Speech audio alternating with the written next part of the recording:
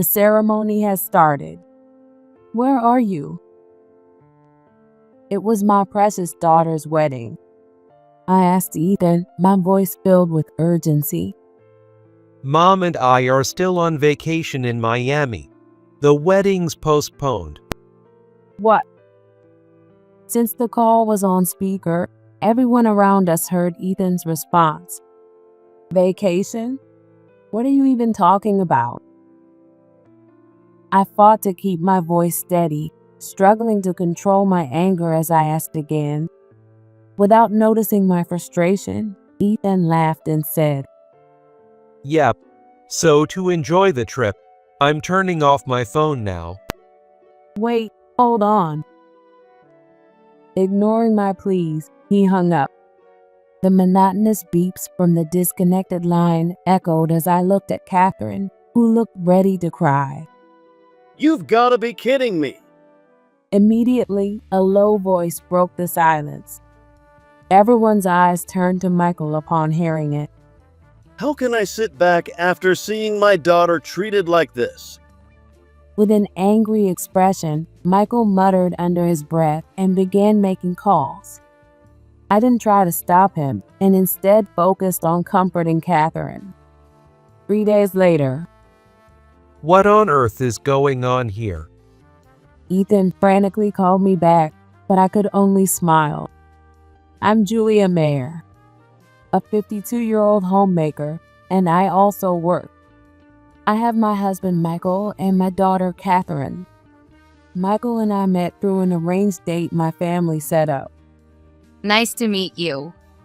Oh yes, nice to meet you. When we met for the first time, Michael seemed unusually nervous. Well, my family's business, while family-run, dealt with fairly well-known products and was a household name in the local area. That might have been why he seemed so nervous. Come on now. No need to be so nervous. Exactly. You're a man, so hold your head up proudly. This meeting was organized after my father hit it off with Michael's father, who often came by for business. Exactly.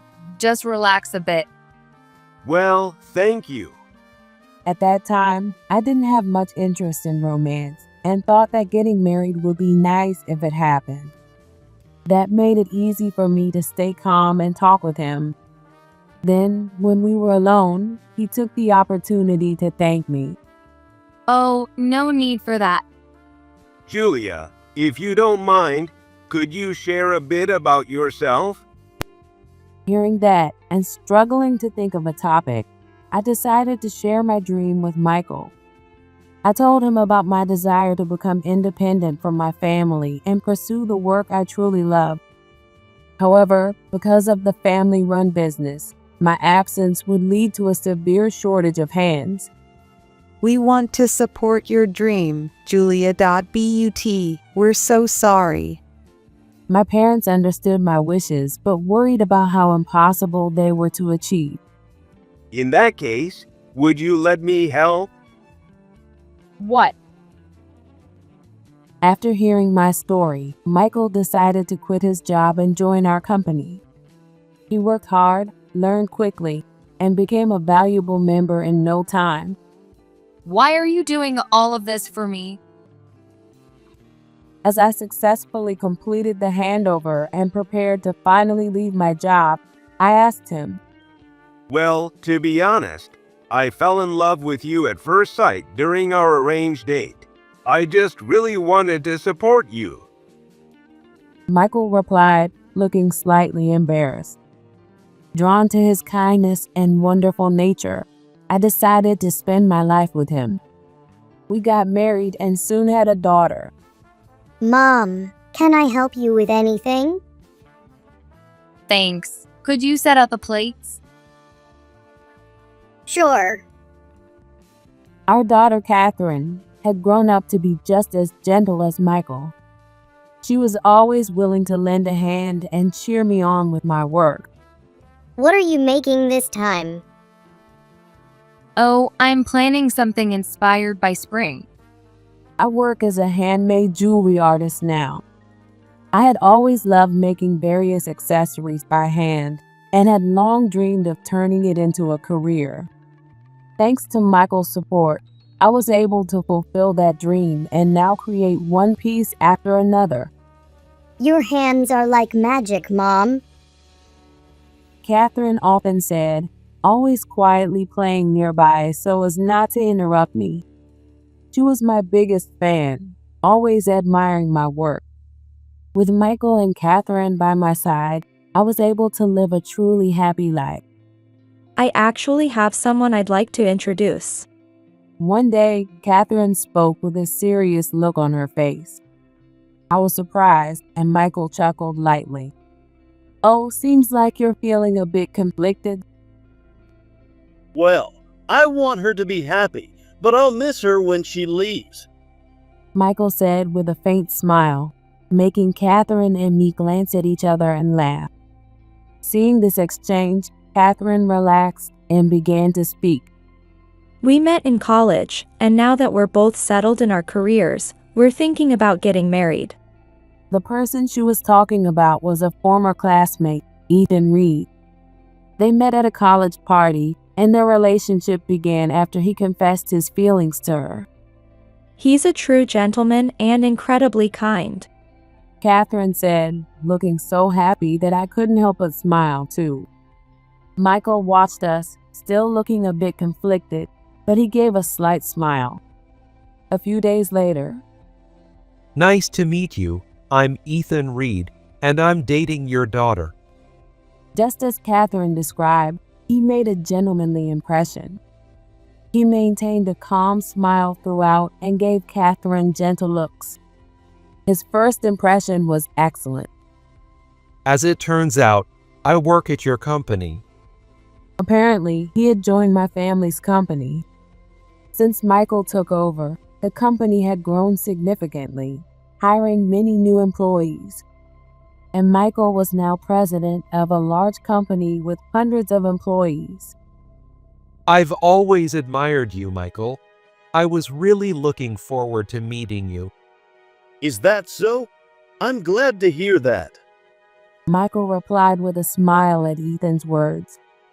But I felt a slight unease about that smile. Somehow, Michael's eyes weren't smiling. It felt like he had his doubts about Ethan. So, about Ethan. Once he left and Catherine was seeing him out, I turned to Michael and asked. Michael looked a bit conflicted. Did something bother you? Well, it's just, he didn't even glance at you, Julia. When he said that, I recalled Ethan's behavior.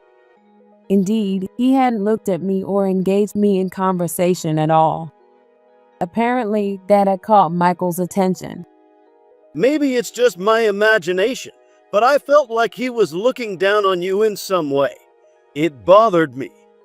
Really? I had been too focused on how much he praised Catherine and Michael to notice anything off myself. So I decided to talk to Catherine about it. Did you mention anything about me to Ethan? What? Yeah. I told him you're a handmade jewelry artist. What about Ethan's mom? Catherine tilted her head, puzzled. I think she's a homemaker. Michael appeared deep in thought at that response. It seemed like something was still bothering him. He's so observant about people, I thought. I should work on sharpening my instincts too. You're fine just the way you are, Julia. I'll keep an eye out for both of us. Oh, don't start getting all lovey-dovey in front of your daughter. Catherine interjected, making Michael and me laugh. A few days later, I received a call from an unknown number.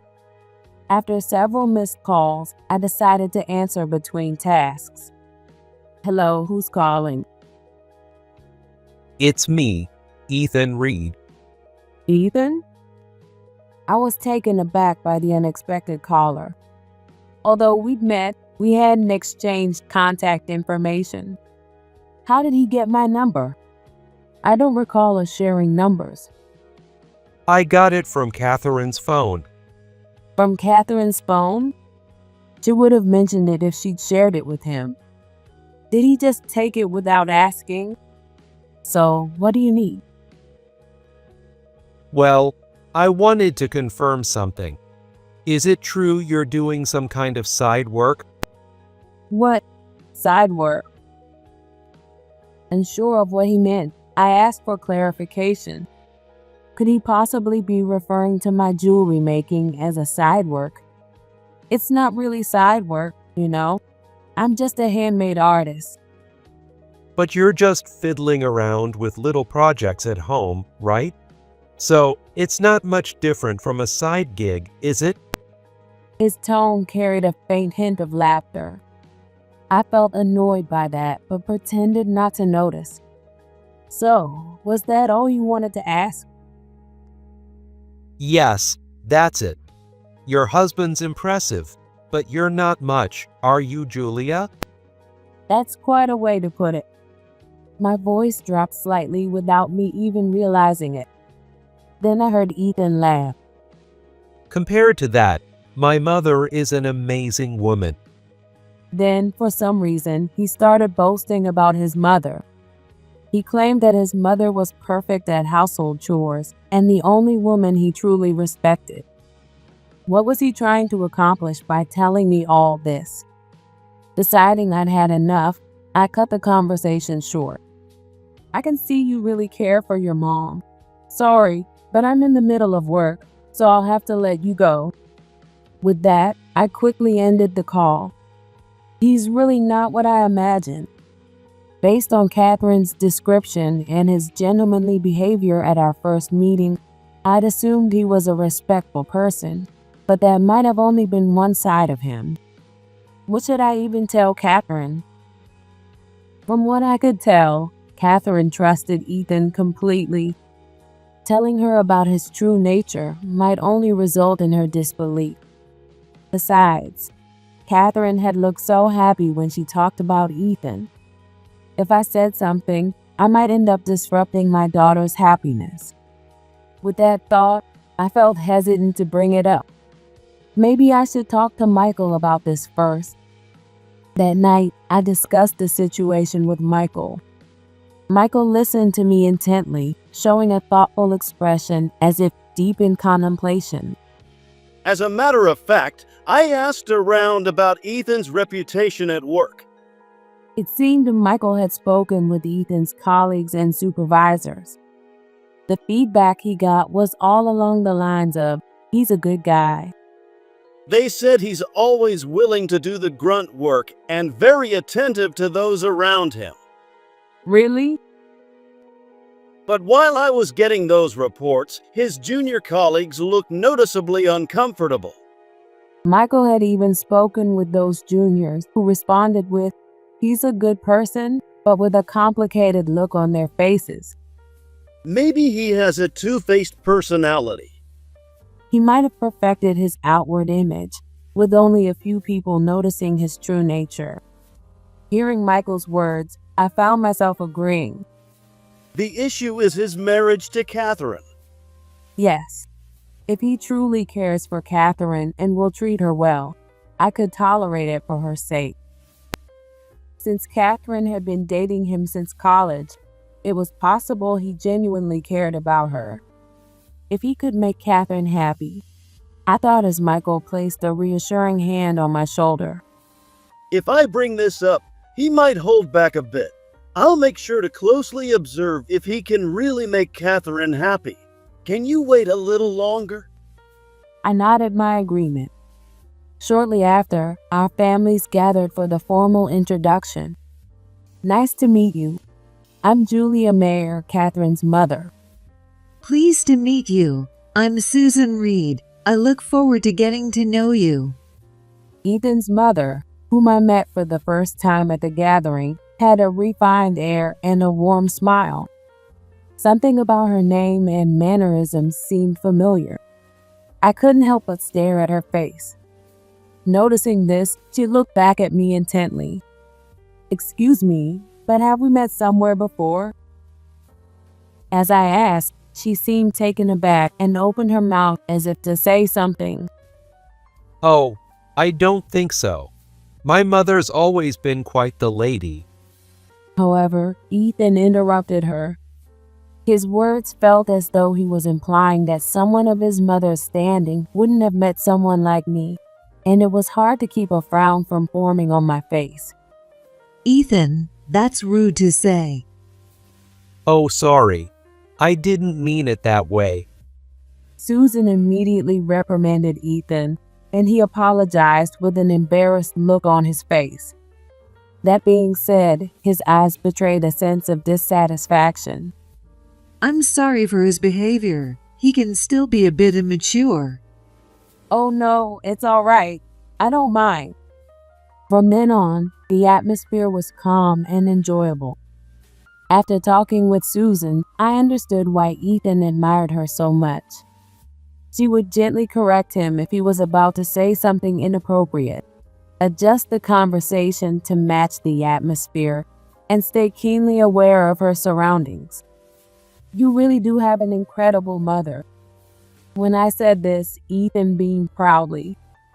Oh, it's nothing really. Susan replied humbly beside him. From this interaction alone, I felt I could trust her completely. Having Susan around will help keep Ethan in check if he ever steps out of line. That's good to hear. On the way back from the meeting, I said that to Michael, and he responded with a smile. Michael had also enjoyed himself, hitting it off with Ethan's father. They're good people. If anything happens, I'm sure they'll rein Ethan in. Yes, let's trust Catherine's choice. With that, we decided to give our blessing to Catherine's marriage. Their relationship progressed smoothly, and soon a grand wedding was planned at a renowned hotel. I'm really happy right now. Catherine told us, smiling blissfully. After the wedding, she would leave home to start her new life with Ethan. Though I felt a twinge of loneliness, seeing Catherine so happy made me feel it was all worth it. But little did I know that Ethan would turn what should have been the happiest day into the worst. You look beautiful, Catherine. Yes, absolutely stunning. On the wedding day, Catherine looked breathtaking in her wedding dress. I was truly grateful that this day had finally come, and then it happened. There's a problem. A staff member from the venue rushed over. According to the staff, the groom and his parents hadn't shown up. What? What do you mean Ethan isn't here? After that, everything descended into chaos. Chaos erupted as everyone tried to contact Ethan and his family, but even Catherine couldn't reach him. Despite this, time moved mercilessly forward, and the ceremony was set to begin. Let's just turn it into a dinner for now. Michael suggested, so we shifted gears to start the event as a meal. While the venue staff worked to handle the situation, everyone focused on helping Catherine contact Ethan and his family. I also repeatedly called the number he had used to contact me before. What is it? You keep calling. After several attempts, Ethan finally picked up. Though rattled by his carefree tone, I urged him to come quickly. The ceremony has started. Where are you? It was my precious daughter's wedding day. I asked Ethan, my voice filled with urgency. Mom and I are still on vacation in Miami. The wedding's postponed. What? Since the call was on speaker, everyone around us heard Ethan's response. Vacation? What are you talking about? Trying to keep my voice steady despite the anger rising within me, I asked him again. Without noticing my frustration, Ethan laughed and said, Yeah, so to enjoy my trip, I'm turning off my phone. Wait, hold on. Ignoring my attempt to stop him, he hung up. As the dial tone beeped in my ear, I looked at Catherine, who was on the verge of tears. You've got to be kidding me. Immediately, a low voice broke the silence. Everyone's eyes turned to Michael upon hearing it. Do you think I can stay silent after seeing my daughter treated like this? With an expression filled with anger, Michael began making calls without a moment's hesitation. I didn't try to stop him, focusing instead on comforting Catherine. No one makes Catherine cry and gets away with it. 3 days later, I received a call from that familiar number on my phone. Letting Michael and those nearby know, I picked up. What is going on here? On the other end, Ethan sounded panicked, but I just smiled. You sound awfully rattled. Something the matter? When I got back from my trip, the house had been sold. Oh, and which house might that be? As I said that with a laugh, Ethan shouted angrily in response. This isn't funny. At that point, Michael took the phone from me. Are you talking about the house where you and Catherine were supposed to live? Michael. Yes, that house. In that case, I sold it. No one will be living in that house. When Michael said that, Ethan went quiet. What do you mean? That house was a wedding gift I bought for my daughter.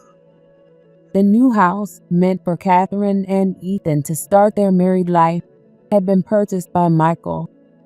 It was built to support a happy life together. But before they could even move in, Michael had it sold in his anger. Why would you do that? Do you think I'd let someone who ruined my daughter's wedding date keep that house? But the wedding was just postponed, not canceled. Could he seriously still be planning to marry Catherine, even after ditching the wedding and breaking my daughter's heart? Like I would ever marry someone like you. At that moment, Catherine took the phone from Michael's hand and made that declaration. Her expression was filled with anger, showing just how hurt she was. Do you think I'd marry someone who ruined our wedding because he had a trip with his mom and insulted my mom on top of it? What? How did you know about that? I had already told Catherine about his attitude and words toward me. Hearing that, Catherine was outraged. I can't believe he would do such a thing. Of course, I'm breaking off the engagement. There's no way I'd forgive this. What are you saying? You're calling off the engagement over something like this? The fact that you can call it something like this shows exactly why I can't stay with you. With that, Catherine handed the phone back to me. And that's how it is. Our family is officially cutting ties with you. Do whatever you want. You'll be the ones regretting this. Ethan snapped, finally dropping his polite act. Ethan spoke in a voice dripping with frustration, as if full of resentment. In response, I couldn't help but smile at him again. We'll see who ends up regretting this. Don't expect to benefit from our family after treating us this way. With that, I hung up the phone. Since he only contacted me about the house, he likely hadn't realized what else we'd arranged. I can't wait to see his reaction when he discovers the rest. I murmured, and Catherine nodded with a smile. Oh, he'll be howling when he finds out. Now, young lady, let's keep it classy. Michael said, but he was chuckling too. The next day, Ethan called back. Put Michael on the phone. That was the first thing he said. Sorry, but he's not here. He's at work right now. This is about work. Why was I fired? Apparently, Ethan had gone to work that morning only to be stopped at the entrance, where his boss told him he'd been terminated. I tried calling Michael, but he won't answer. Well, of course not. Michael's busy running the company. As I spoke to Ethan, I also sent Michael a message. I'll explain it to you myself. You will? His skeptical tone made me chuckle inwardly. Michael and my father had told me plenty about him. It seems you've been taking credit for your junior's work, haven't you? What? Michael had assured the younger employees that he wouldn't tolerate any unfair treatment, so they felt comfortable sharing the truth. You kept up appearances with your peers and bosses, but treated your subordinate with the same disdain you showed me. Ethan had apparently been dumping his tasks onto his juniors and then claiming their work as his own. The juniors had tried to report it, but Ethan's outwardly charming behavior had led others to dismiss their complaints. But thanks to Michael's sincere efforts, they finally opened up and shared the truth. I didn't do anything like that. Oh, really? Then why is there evidence proving otherwise? There was silence on the other end for a few moments. You've got to be kidding. Eventually, I heard a faint mutter. It's no joke. And you were caught skipping work to flirt with the receptionist, too. Ethan, who had been dumping his work onto his juniors, visited the receptionist daily. On the surface, it was to discuss work or check on visitors. But his true goal had been to flirt with the receptionist. She even recorded some of your conversations. No way. Stealing credit from your juniors, harassing the receptionist, and breaking my daughter's heart. Why would anyone keep you around? At that moment, I heard Michael's voice on the other end. It seemed he'd arrived after I contacted him. This is wrongful termination. If you want to file a claim, go right ahead. Your juniors are planning to file one against you too. What? Ethan's voice sounded stunned. And then he shouted, practically losing control. What the hell? I frowned, hearing Michael's calm voice on the line. We'll discuss it in detail when I get back. Sorry to disturb you at work. I heard Michael's voice, and the call was disconnected. I'm so glad Catherine isn't marrying someone like him, I murmured as I looked at the disconnected call. A few hours later, Michael returned, looking tired. No matter what I said, he kept whining about it being unfair and not his fault. Eventually, his parents came and took him home. Apparently, Susan and her husband had apologized profusely. We're so sorry. Hearing this, I felt a bit puzzled. Susan seems like a reasonable person. Would she really skip her son's wedding to go on vacation? That had me curious too. She said they would come back to apologize properly, so I'll ask her then. I nodded at his words. My gaze then shifted to Ethan's investigation report lying on the table. My father, furious that his beloved granddaughter had been hurt, had hired a private investigator to look into him. He really has a lot to hide, Michael murmured, glancing at the report. It revealed past relationship issues during Ethan's high school and college years before he'd met Catherine. Apparently, he'd been quite the player. There were even women who had dropped out of school because of him, and we felt truly relieved that Catherine hadn't ended up marrying him. They're supposed to visit this weekend. Will you be there too, Julia? Yes, of course. With that, we prepared for the weekend. When the weekend arrived, We are truly sorry for everything. Susan and her husband practically dragged Ethan along with them. While his parents offered deep apologies, Ethan wore a dissatisfied expression. Susan, may I ask you something? Yes, what is it? Why did you cancel my daughter's wedding? Susan looked genuinely confused. Cancel? I was told the wedding was postponed due to a scheduling error at the venue. What? Now I was the one taken aback. Noticing my reaction, Susan turned to Ethan, her eyes narrowed. Explain yourself, Ethan. Startled by his mother's stern tone, Ethan, on the verge of tears, began explaining. Apparently, he had long wanted to go on a popular trip to Miami with his beloved parents.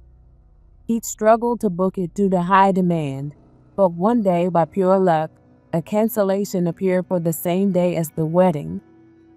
So, I booked it right away and told my parents that the wedding was postponed due to an issue with the venue.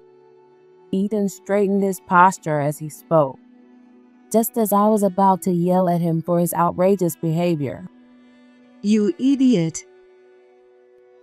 Susan shouted first. Oh, Ethan let out a small scream in response. I told you not to cause trouble for everyone around you. Susan was furious, scolding Ethan relentlessly. Seeing her like that sparked a memory, and suddenly I remembered. Susan, could you be the same Susan I went to high school with? What? She turned, looking surprised, then her face lit up in recognition. Oh. Then, as if something had clicked, she let out a sound of realization. Julia? Yes, it's been since high school. Susan was my high school classmate. During high school, I attended a private school. At the time, I was part of a close-knit group of friends, and Susan was one of them. Susan, do you want to partner up for the next gym class? Of course. Among our group, she and I were especially close, often spending time together. I admired her graceful demeanor, and she once told me she was glad I always reached out to her, making her feel valued as a friend. Her family were landowners and the wealthiest in our class. Julia's only friends with Susan for the money. I treated her just like any friend, but the others outside our group didn't see it that way. There were times when people outside our close-knit group whispered such rumors about me. But my friends quickly came to my defense, and I stood proudly by Susan as her friend. What are you talking about? Don't insult my friend. Susan was furious at the gossip and scolded the classmates who had been spreading it. Remembering how she defended me back then, I now saw the same determination as she scolded Ethan. I can't believe you're that same Susan. I know, right? I moved away in my sophomore year, so I didn't recognize you at the introduction. Yes, she had moved away during our sophomore year of high school due to her parents' circumstances. We hadn't had a chance to meet since then, which is why we hadn't recognized each other. Now smiling warmly at me, Susan seemed pleased by the realization, while Ethan looked shocked. my mom, a classmate of that woman with a side gig, could she really be that well off? This son of mine, Michael, was the company you're running originally owned by Julia's family? Yes, that's right. I joined as a son-in-law and eventually took over. Ethan's eyes widened even further at those words. It seemed he hadn't known that the company Michael now ran as president had originally been my family's business. You fully deserve to be fired. You're not only ignorant, but also a burden to those around you. At his respected mother's words, Ethan's shoulders slumped in defeat. At last, he accepted his termination and apologized to us. Wait, what are you doing here, Ethan? At that moment, Catherine returned home and found herself face to face with him.